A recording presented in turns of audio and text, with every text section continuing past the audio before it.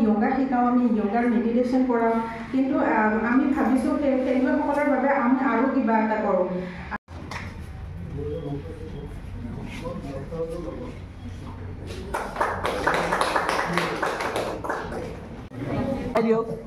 Happy birthday. Happy birthday to you.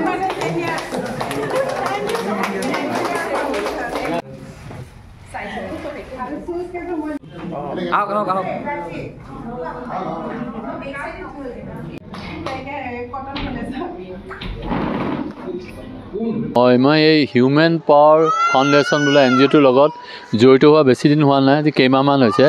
কিন্তু মই দেখিছোঁ যে গোটেইখিনি কৰ্মকৰ্তাৰ বহুত উৎসাহ আছে, তেওঁলোকৰ বডি লেংগুৱেজ ভেৰি পজিটিভ। মই আশাবাদী যে তেওঁলোকে ইতিমধ্যে যোৱা 10 বছৰ বহুতখিনি কাম কৰিছে বুলি জানিব পাৰিছোঁ, আৰু তেওঁলোকৰ ওপৰত যাব বুলি মই আশাবাদী। নমস্কাৰ।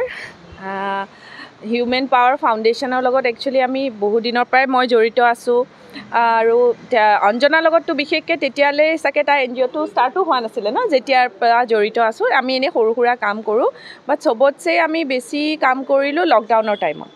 লকডাউনৰ টাইমত আমাৰ তেতিয়া ফাইনেন্সিয়েল ছাপৰ্ট একো নাছিলে। মোৰ এখন বুটিক আছে Page 3 বুলি, চ' আমি বুটিকৰ পৰা যিটো এটা সেইখিনি সময়ত বিজনেছো বহুত কমি গৈছিলে, তাৰপৰা যিটো এটা এমাউণ্ট আহে তাৰপৰা সৰু এমাউণ্ট এটা আমি হিউমেন পাৱাৰ ফাউণ্ডেশ্যনলৈ লগত আমি জড়িত হৈ কাম কৰিছিলোঁ। তেতিয়া আমি বহুতখিনি অঞ্জনাই যেনেকৈ কৰিছে তাইক এজ এ সহকাৰীহে আমি কাম কৰিছিলোঁ, কিন্তু এতিয়া আমি অলপ ভালকৈ কাম কৰিম বুলি ভাবিছোঁ। আৰু 10 বছৰে একদম এনেকুৱা NGO এটা তাই চলাই নিছে যোনো গমেই নাপায়।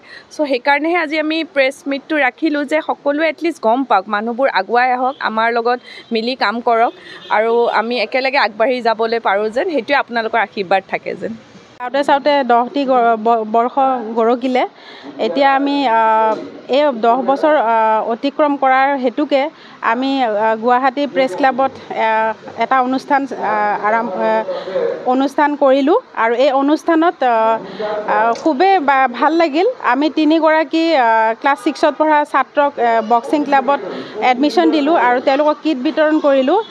আৰ্থিকভাৱে তেনেই তেওঁলোকৰ মানে দুখ লগা অৱস্থা, আৰু কিন্তু তেওঁলোকে মানস কৰে, খেলিব তেওঁলোকৰ ইচ্ছা আছে। সেয়েহে আমাৰ হিউমেন পাৱাৰ ফাউণ্ডেশ্যনৰ তৰফৰ পৰা তেওঁলোকক এডমিশ্যন দিলোঁ, আৰু লগতে কিট বিতৰণ কৰিলোঁ। আৰু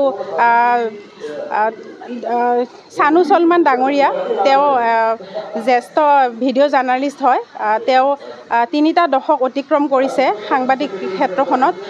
তেওঁ যথেষ্ট কষ্টৰে তেওঁৰ নিজৰ পুত্ৰ আৰু কন্যাক খেলৰ ক্ষেত্ৰখনত আগবঢ়াই নিছে। ইতিমধ্যে তেওঁৰ এজন পুত্ৰ নেশ্যনেল গেমছত পদক পাই চৰকাৰী সংস্থাপন লাভ কৰিছে, আৰু লগতে তেওঁৰ পুত্ৰী কন্যা এইবাৰ ব্ৰঞ্জৰ পদক লাভ কৰিছে কালাৰীপাট্য খেলত। সেয়েহে আমি এগৰাকী সফল পিতৃ হিচাপে তেওঁক আমি এটা সম্বৰ্ধনা জনালোঁ, আৰু লগতে আমি 10টি বছৰ গৰকা আমাৰ এই হিউমেন পাৱাৰ ফাউণ্ডেশ্যনৰ কেক কাটি আমাৰ এই অনুষ্ঠানটো উদযাপন কৰিলোঁ। ধন্যবাদ।